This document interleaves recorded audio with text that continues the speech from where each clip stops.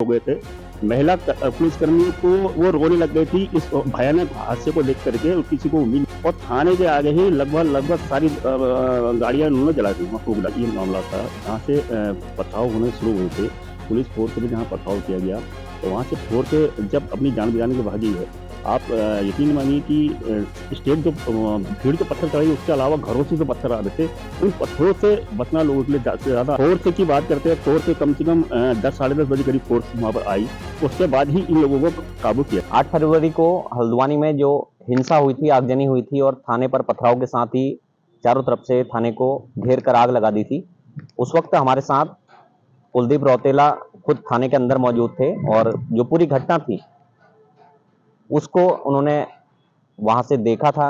वहां से कैसे कैसे धीरे धीरे कर जो चारों तरफ से थाने को घेर लिया था लोगों ने, उस पूरी घटना पर कुलदीप रौतेला हमारे साथ थे। इनसे बात करते कि आखिरकार कुलदीप जी, उस समय क्या हुआ था जो इस तरीके की घटना हुई, क्योंकि हम इससे पहले भी वहां पर लगातार रिपोर्टिंग करते हुए आए हैं। वहां की जो ग्राउंड रिपोर्ट है वो लगातार हम दिखाते रहते हैं, लेकिन 8 फरवरी को वहां पर धीरे धीरे कर थाने को चारों तरफ से आग लगा दी थी। हम खुद आप फंसे हुए थे वहां पर, मजिस्ट्रेट खुद थे। क्या थी पूरी घटना और जो लोग थे वो कौन लोग थे? 8 फरवरी के दिन जिस वक्त हम लोग वहाँ रिपोर्टिंग कर रहे थे, गोपाल मंदिर के पास का ये मामला था जहाँ से पथराव होने शुरू हुए थे। पुलिस फोर्स में जहाँ पथराव किया गया, तो वहाँ से फोर्स जब अपनी जान बचाने की भागी है। आप यकीन मानिए कि स्टेट जो भीड़ के पत्थर चढ़ाई, उसके अलावा घरों से जो पत्थर आ रहे थे, उन पत्थरों से बचना लोगों के लिए ज़्यादा मुश्किल हो रहा था। महिलाएं कांस्टेबल थी, और फोर्स थी, पत्रकार थे, सारे उसमें चोटिल इसमें हुए हैं। किस तरह से हम लोग अपनी गाड़ियाँ छोड़ करके वहाँ से भागे हैं, और आगे जाके हमारे संग बदतमीजी हुई, हमें मारने के लिए वहाँ से ये लोग जितने उपद्रवी थे सब हमारे पीछे पड़े। हम किस तरह अपनी जान बचा करके थाने पर आए थे। और जब हम थाने पे आए थे तो थाने पे माहौल बिल्कुल शांत था, मतलब वहां पर तक कुछ नहीं था, क्योंकि जो आगजनी थी या जो पथराव था वो वहां से लगभग 1.5 या 2 किलोमीटर में कह सकता हूँ कितनी दूरी पर होगा। तब तक माहौल थाने पर बिल्कुल शांत था, वहां पर ऐसा कुछ उपद्रवी भी नहीं थे और बिल्कुल शांत था। उसके बाद क्या हुआ? सडनली जो है वहाँ से जो पूरी भीड़ जो थाने की ओर को बढ़ी है, तुरंत आने फाने में जो वहाँ फोर्स थी वहाँ पर, उन्होंने बैरिकेडिंग अपनी करी, थाने में ताला लगाया, और हम सब लोग थाने के अंदर वहाँ चले गए। तो उसके बाद जो घटना घटी है वहाँ पर, जो पेट्रोल की बोतलें वहाँ फेंकी गई, पूरे थाने को फूका गया, और पूरे उसमें जो आगजनी करी है, फायरिंग हुई है थाने के अंदर। आप राहुल जी, आप वहाँ पर थे, एक राइफल पुल थी जिससे केवल अपनी सुरक्षा के लिए हवाई फायर से फोर्स वहाँ कर रही थी। 11 महिला पुलिसकर्मी वहाँ थी। आपके मजिस्ट्रेट AP वाजपेयी वहाँ थे, CDO नैनीताल वहाँ थे, SDM मतलब LIU के अधिकारी वहाँ पर मौजूद थे। और स्थिति ये थी कि आग लगाने के बाद इन लोगों जो नगर निगम जो इंक्रोचमेंट को तोड़ने के लिए अपने औजार ले गई थी, घन वगैरह जो होते हैं, वो उन्होंने उस दीवार पे चलाने शुरू कर दिए ताकि थाने को गिरा दिया जाए, डेमोलिश कर दिया है। लगातार फोर्स की बात करते हैं, फोर्स कम से कम 10 साढ़े 10 बजे करीब फोर्स वहाँ पर आई। उसके बाद ही इन लोगों को काबू किया गया।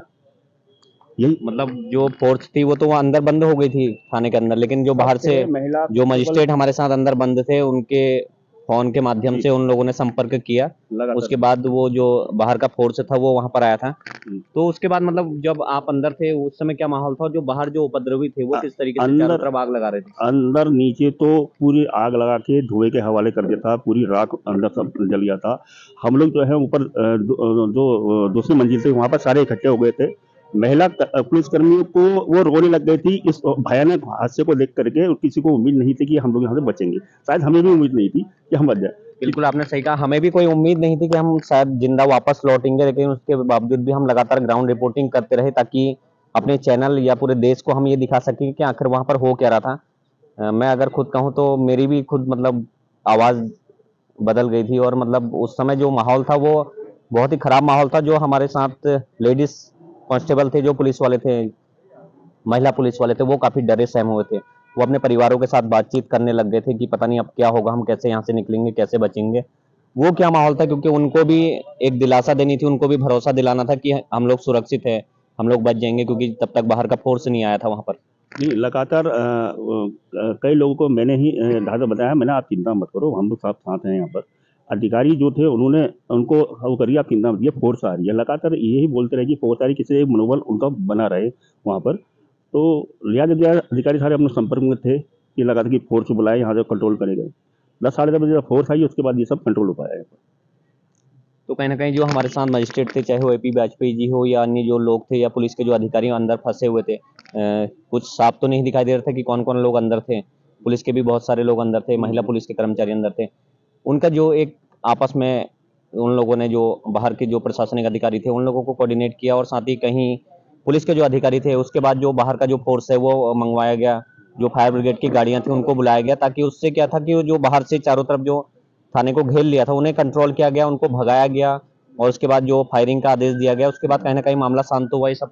बिल्कुल, बिल्कुल। तो उसके जब 10 साढ़े 10 बजे मैंने बताया भी आपको कि जिस वक़्त फ़ोर्स आई, फ़ोर्स ने इनको वहाँ से खदेड़ा है, वो गिरा। उसके बाद से ही तमाम आपको साढ़े 10 बजे हम घहाँ से थाने से बाहर निकले, तो तमाम बाइक जितने भी पत्रकार थे लगभग उन्होंने अपनी सारी बाइकें जो गाड़ियाँ थी वो सेफ ज़ोन समझ करके थाने के आगे खड़ी कर रखी थी और थाने के आगे ही लगभग सारी गाड़ियाँ उन्होंने जला दी, वहाँ फूँक डाली थी।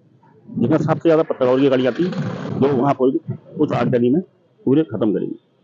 पूरा मामला जो ये था पूरा सुनियोजित था, पूरा मामला जो है पहले से वेल प्लान्ड था कि ये तोड़ने आएंगे, यहाँ इंक्रोचमेंट टूटेगा, हमने बवाल करना। राहुल, एक चीज़ है कि इससे पहले भी वन विभाग ने अतिक्रमण को लेकर काफ़ी इंक्रोचमेंट तोड़ा है और काफ़ी मज़ारें तोड़ी हैं, उसमें कई ऐसे धार्मिक स्थल तो वो भी तोड़े हैं। तो 1000 तो मंदिर भी तोड़े गए थे, लेकिन ऐसा कभी मैंने देखा नहीं, मंदिर भी क्योंकि अगर आसपास की बात करूं तो चाहे कालाढूंगी हो, कोटाबाग, रामनगर क्षेत्र में लगातार बहुत सारे प्राचीन मंदिर तोड़े गए, 100 साल पुराने, 50 साल पुराने, 200 साल पुराने, लेकिन कभी ऐसा देखने को नहीं मिला। नहीं, तो एक मजारें भी कई तोड़ी गई थी, लेकिन कहीं ऐसा नहीं। मज़ारें तोड़ी गई ही, सब डिमोलिश किया गया, लेकिन कहीं से कहीं तक कोई विवाद सामने नहीं आया, कहीं कोई इस तरह की घटना नहीं घटी। लेकिन हल्द्वानी में सिर्फ एक अवैध रूप से जो बनी हुई है, पर्टिकुलरली एक व्यक्ति के कब्जे में जो ज़मीन है, उसको छुड़ाने के दौरान इतनी बड़ी आगजनी होना, इतनी बड़ी घटना को अंजाम देना, कहीं न कहीं पूरे प्लान को इनका करता है कि पूरा वेल प्लान्ड करके इन्होंने पूरा मामले को घटना को अंजाम दिया है। अच्छा, एक छोटा सा सवाल कि प्रशासन और पुलिस का कहीं ना कहीं बात का जो काम था वो मतलब गुड वर्क कह सकते हो उसे, कि जो उनकी पूरे सुझाव थे या जिस तरीके से उन्होंने मॉनिटर किया, चाहे वो जिलाधिकारी हो या एसएसपी हो या वहाँ के जो भी मजिस्ट्रेट है, उन्होंने काफ़ी अच्छे तरीके से मोर्चा संभाला, जिससे कि ये जो पूरा मामला था वो शांत हुआ और उस पर कंट्रोल उन लोगों ने पाया। बिल्कुल, नहीं तो एक बड़ी घटना और उससे भी ज़्यादा हो सकती थी। बिल्कुल, बिल्कुल। ये घटना जब हुई है उसके बाद लगातार जो फ़ोर्स यहाँ पर आई है, जो जिस तरह से उन्होंने मॉनिटरिंग करी और जिस तरह से इस पूरे मामले को काबू में किया, वो काबिल-ए-तारीफ़ है। अपना बहुत अच्छा वेल प्लान करके उन्होंने यहाँ से सारे मामले को कंट्रोल में किया है। लेकिन थोड़ा-सा एक बात ये रहा कि जब पहले अंडरस्टूड था कि कंजेस्टेड गलियाँ हैं और पथराव होगा या तो कुछ तैयारियाँ और करके चलना पहले चाहिए भी था। करनी। तो जब आप बच के वहां से निकले, मतलब उस समय तो माहौल काफी खराब था और मतलब हमें पता भी नहीं था कि लौटेंगे नहीं लौटेंगे, लेकिन जब हम मतलब जब बाहर से फोर्स आ गया था और आप मुझसे कह रहे थे कि चलो चलो यहाँ से चलो, तो मैंने खुद कहा था आपसे कि अब तो पुलिस ने ही खुद कंट्रोल ले लिया, अब तो भागने की कोई आवश्यकता नहीं है। जब बच के बाहर निकले तो उस समय कैसा माहौल था वहां पर? नहीं, उस वक़्त यार दूसरा जन्म जैसा लगा था कि दूसरा जन्म मिल गया है। क्योंकि जिस हिसाब से अंदर हालात थे, आपको बताइए कि जिस तरह अंदर आपके अरे एक बोतल भी अंदर और आती है, दूसरे कमरे में आग लगती है, तीसरे कमरे तो नीचे तो पूरा जल गया था।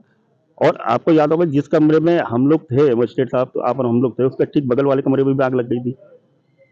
एक वही कमरा जो बचा था जिसमें हम लोग वहाँ पर थे, तो वहाँ पर भी बहुत जल्दी मतलब थोड़ी देर और आग लगती वहाँ पे। बहुत बहुत धन्यवाद। तो कुलदीप रौतेला हमारे साथ वहीं ग्राउंड रिपोर्टिंग पर मौजूद थे और थाने के अंदर हम लोग बंधक बना लिए गए थे। उसके बाद कड़ी मशक्कत के बाद जब पुलिस, अन्य जनपदों से पुलिस फोर्स आया और उसके बाद जो फायर ब्रिगेड की जो गाड़ियां थी उनके द्वारा कंट्रोल किया गया, जो वहां पर उपद्रवी थे उनको भगाया गया और फायरिंग के आदेश दिए गए, जिसके बाद मामला शांत हुआ और कहीं ना कहीं पुलिस ने वहां पूरा अपना कब्जा लिया, जिसके बाद हम लोगों को सुरक्षित वहां से बाहर निकाला गया। उसके दौरान हमने लगातार ग्राउंड रिपोर्टिंग करी और वो तस्वीरें लगातार हमने चैनल के माध्यम से पूरे देश को दिखाई कि किस तरीके से चारों तरफ से थाने को घेर लिया था, किस तरह जो चारों तरफ आगजनी की जा रही थी, वो सभी तस्वीरें हमने लगातार ग्राउंड रिपोर्टिंग के माध्यम से दिखाई। हल्द्वानी से राहुल सिंह,